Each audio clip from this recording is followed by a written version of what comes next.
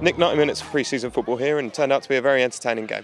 It was 7-3, 10 goals, can't go wrong. I think our attacking play was excellent at times. Defensively we could have done slightly better, I think, and I think it just goes to show as well that we were cruising at 3-0 at half time. We went 4-0, we got an early goal after the half time break, and then we conceded 2 quick goals. And I think I said to the lads just after the game there, it's really important that we need to manage the game, especially if you concede a goal, and it's important that you just try and keep it tight and make sure that you manage the game a little bit better than what we did after the first goal today.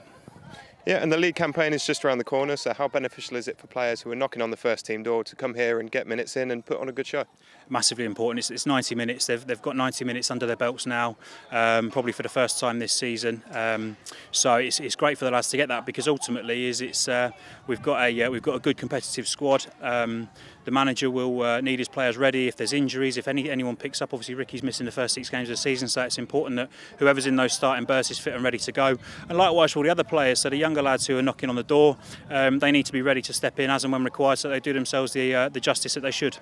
Yeah, and as you mentioned there, Ricky Miller missing the first few games, but Ricky Miller's come here, done what Ricky Miller does. I think the Stamford fans remember that Ricky Miller banging in goals for fun, to be fair. Yeah, Ricky will score goals, there's no doubt about that. He scored 40 goals last season in the conference. We were saying on the sideline there, Ricky shoots, he's on target, he's powerful, he's in the corners, and there's no reason why he won't score goals. So he's carried on a really good campaign. He's come back to a place where he's a hero as well, and he's worked his way up the leagues, and yeah, I'm really looking forward to seeing him play once he's served them 6 games. And obviously a number of academy products in and around the first team this pre-season. Not looking out of place, players such as Cartwright, Borg, Freestone and Penfold. How pleasing is it for you as Academy Manager to see that?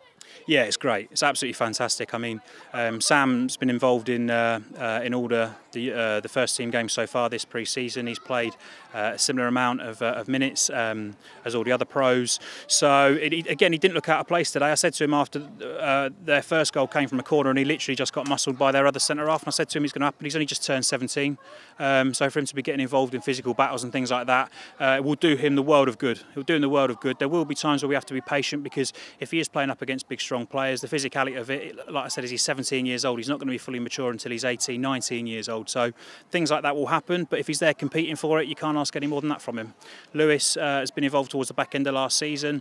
Lewis has gone from strength to strength, had a loan spell at Cambridge City, moved up a level to St Albans again, didn't look out of place, and in my opinion hasn't looked out of place in the first team as well. So I know the manager really likes all the boys that have been involved, and he's really keen on a few of the others that might not have got minutes on the pitch for the first team this year, but are in the youth team. So yeah, looking forward to a really good season from the academy point of view as well as the first team point of view as well. Isn't it obviously completely different to academy football, because they get the chance to play men's football?